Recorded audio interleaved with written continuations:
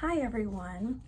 My research paper involved coal mining in southern West Virginia during 1945 through 1960. The research question concerned how locals and miners were economically affected by the coal mines. Coal mining was the economic life source for most West Virginians in Mercer, McDowell, and Mingo counties following World War II. There was little other employment opportunities which could support a family in that area. The Great Depression hit West Virginia's economy quite hard, but World War II helped to pull the economy up as coal was desperately needed. West Virginia miners contributed to the war's needs for coal and mines, and it thrived during the war years. Post-war, the increased demand for coal continued, and it affected employment, incomes, housing situations, and friendships. Health and safety procedures also changed throughout the post-war years. The rate of employment drastically changed the economy of the state and the financial independence of mining families.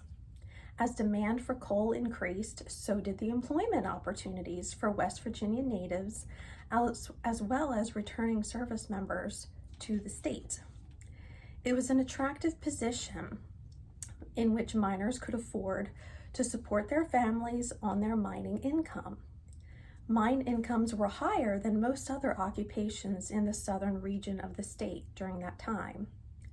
In 1945, the average daily income for coal miners was $10 a day, and while by 1960, the average daily income was $25, so it increased throughout that time.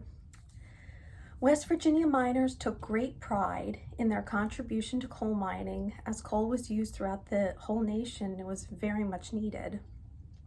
Sources from the Department of Labor and interviews from the adult children of miners were utilized to support these claims in my paper. For many coal companies, offering on-property housing was an economic opportunity which both benefited the company and the miner.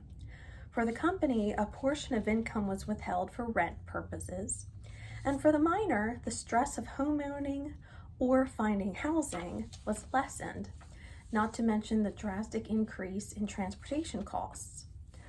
On-site miners typically just had a short walk to the mine for their shift. And a company store was also available on most mining properties, which could apply many different essential items. Some miners chose to be paid in company currency or scrip, which could be used at the company store. This could also be exchanged for federal currency at the company bank, or miners could just choose to be paid in federal currency, as was the case with the majority of off-site mine employees. Regardless if they lived on property or off, the miners grew to rely on each other for social and financial purposes. Financially, the miners relied on one another in times of need due to mine strikes or unemployment due to health reasons. They supported one another with groceries and even help with medical bills. They created social groups and organizations which aided them and their children. This period saw an increase in local labor unions as more miners were concerned with the lack of health and safety measures. Accidents were frequent, in which many miners were injured or lost their lives. Additionally, the nature of mining and inhaling coal dust affected many with black lung disease. This would go on to disable and claim the lives of thousands of miners throughout the state. These organized associations aided the miners in seeking financial support from coal companies, and then eventually the federal government supplied aid as well. This research was quite eye-opening in that some of the positive changes that were made to the coal mining industry actually proved to be negative in terms of employment. The need for coal gradually decreased, and federal and state laws of the 1970s concerning health and safety measures, which supplied respirators for the miners and safer equipment. Newer and updated machinery made mining safer, but it also replaced the employment of the miners.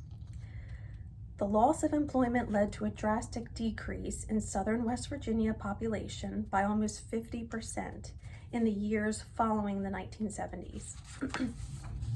However, despite this loss of employees, the state is still committed to safe mining practices. All miners currently need to have at least 6 months of training, and then they need to spend time as an apprentice under experienced miners before even being hired. Coal mining is not as profitable as it once was in the 1945 to 1960 period, but it is far, far safer. Thank you.